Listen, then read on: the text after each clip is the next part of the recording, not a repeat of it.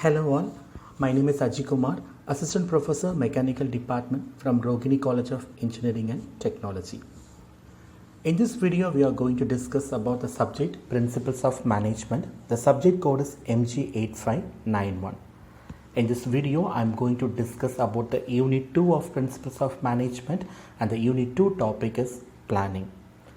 Under this topic planning, we are going to discuss about nature and purpose of planning, planning process, types of planning, objectives, setting objectives, policies, planning premises, strategic management, planning tools and techniques, decision making steps and process. So before that, we want to know the course outcome of Unit 2. Students can be able to examine various strategic planning tools and techniques, also can take part in decision making process. The highest cognitive level given for this unit is K4, that is analyzing. So first of all, we want to know what is planning. Planning is the fundamental management function which involves deciding beforehand what is to be done, when is to be done, how it is to be done, and who is going to do it. It is an intellectual process which lays down an organization's objectives and develops various courses of action by which the organization can achieve those objectives. It chalks out exactly how to attain a specific goal. Planning is nothing but thinking before the action takes place. It helps us take a deep into the future and decide in advance the way to deal with the situations which we are going to encounter in future. It involves logical thinking and rational decision making. So then we want to know what is nature of planning. So planning is goal oriented. That means every plan must contribute in some positive way towards the accomplishment of objectives.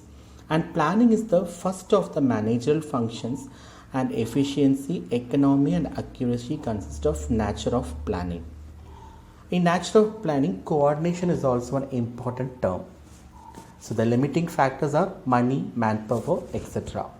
Flexibility is also one of the factors of nature of planning. And the quality of planning will vary according to the quality of the mind of the manager. So planning is an intellectual process also. Planning is the first and foremost managerial function, provides the base for other functions of the management, organizing, staffing, directing and controlling, as they are performed within the periphery of the plans made. So planning is goal oriented. It focuses on defining the goals of the organization, identifying alternative courses of action and deciding the appropriate action plan which is to be undertaken for reaching the goals. It is pervasive in the sense that is present in all the segments and is required at all the levels of the organization, although the scope of planning varies at different levels and departments. And planning is also a continuous process. Plans are made for a specific term, say for a month, quarter, year and so on. Once that period is over, new plans are drawn, considering the organization's present and future requirements and conditions. Therefore, it's an ongoing process as the plans are fanned, executed and followed by another plan. And planning is an intellectual process. It is a mental exercise and it involves the application of mind to think, forecast, imagine intelligently and innovate, etc. And also, planning is the process of planning. We take a sneak peek of the future. It encompasses looking into the future to analyze and predict it so that the organization can face future challenge effectively. So decision making is also an important topic in planning. Decisions are made regarding the choice of alternative courses of action that can be undertaken to reach the goal. The alternative chosen should be best among all, with the least number of the negative and highest number of positive outcomes. So we want to know the importance of planning. It provides direction and it leads to economical utilization of resources. It reduces the risks. It facilitates the decision making. It encourages innovation and creativity. It improves morale and it facilitates control.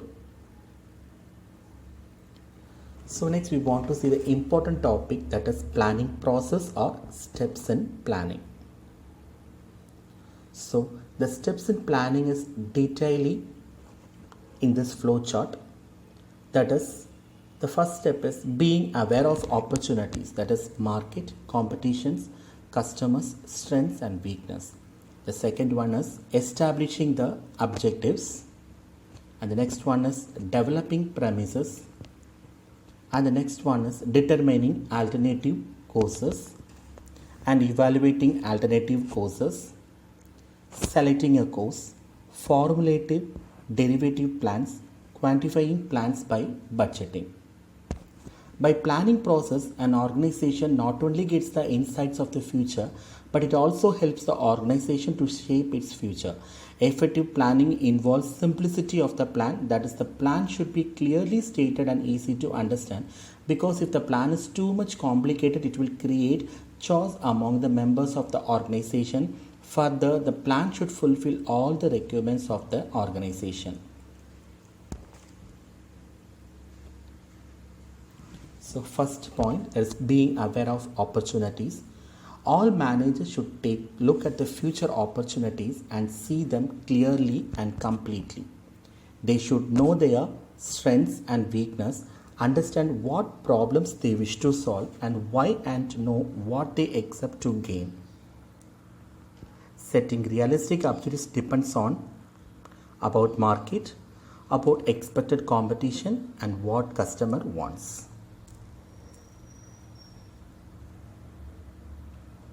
So second one is setting objectives. The second step in planning is to establish or set objectives. Objectives specify the expected results and indicate the end points of what is to be done, where the primary emphasis is to be placed, what is to be accomplished by the strategies, policies, procedures, rules, budgets and programs. The first and most crucial step in the planning process is determining what is to be accomplished during the planning period. The vision and mission statements provide long-term broad guidance on where the organization is going and how it will get there. The planning process should define specific goals and show how the goals support the vision and mission. Goals should be stated in measurable terms where possible. For example, a goal should be increase sales by 15% in the next quarter, not increase sales as much as possible. So the next one is developing premises. It is important for all the managers involved in planning to agree on the premises. Forecasting is important in premising.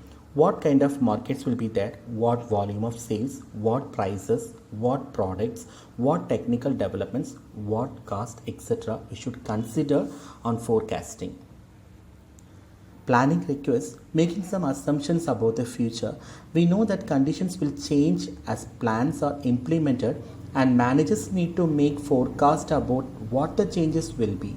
These include changes in external conditions, laws and regulations, competitors' actions, new technology being available, and internal conditions, that is, what the budget will be, the outcome of employee training, a new building being completed.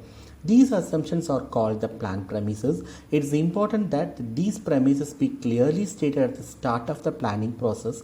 Managers need to monitor conditions as the plan is implemented. If the premises are not proven accurate, the plan will likely have to be changed. So the next one is identifying alternative courses of action. To search and examine alternative courses of action, the planner must usually make preliminary examination alternative courses to accomplish the goal. So the next one is evaluating alternative courses. There may be more than one way to achieve a goal. For example, to increase sales by 12%, a company could hire more salespeople, lower prices, create a new marketing plan, expand into a new area, or take over a competitor.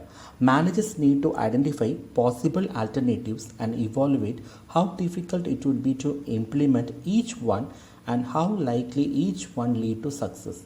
It is valuable for managers to seek input from different sources when identifying alternatives. Different perspectives can provide different solutions.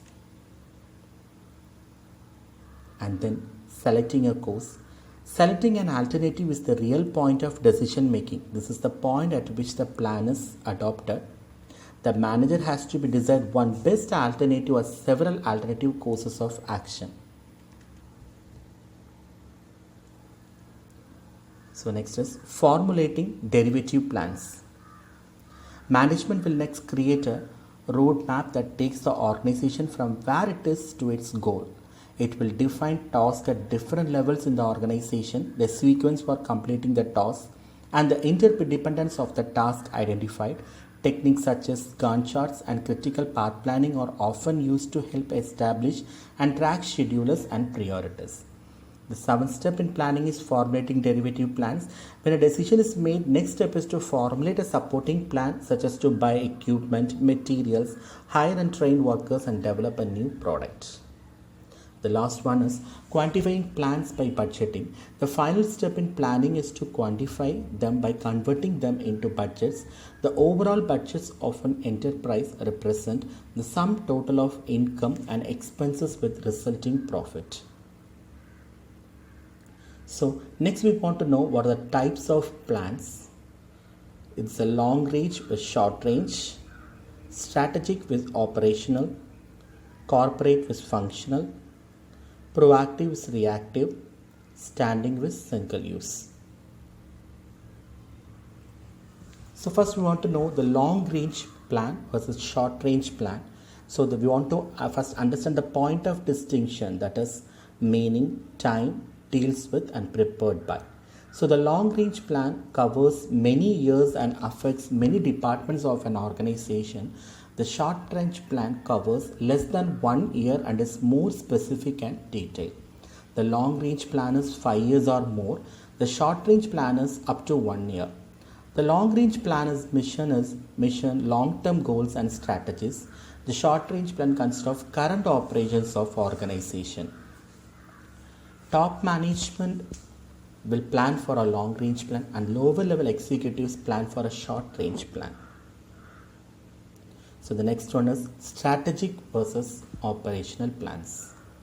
So strategic plans are 5 years or more. Operational plans are under 1 year. Strategic plans adopt to external environment based on internal strengths, but operational plan implement internal goals. So strategic plan is considered by the top management. Operation plan will be by a middle and lower level management. Strategic plan is primarily judgmental. Operation planners have exact data and standards used. The next one is corporate versus functional. So corporate plan, that means a comprehensive plan that outlines the broad objectives of a company as a whole and develops plans to achieve those objectives and focus on organizational performance. The functional plan consisted of unit planning and deals with different departments, focus on departmental performance.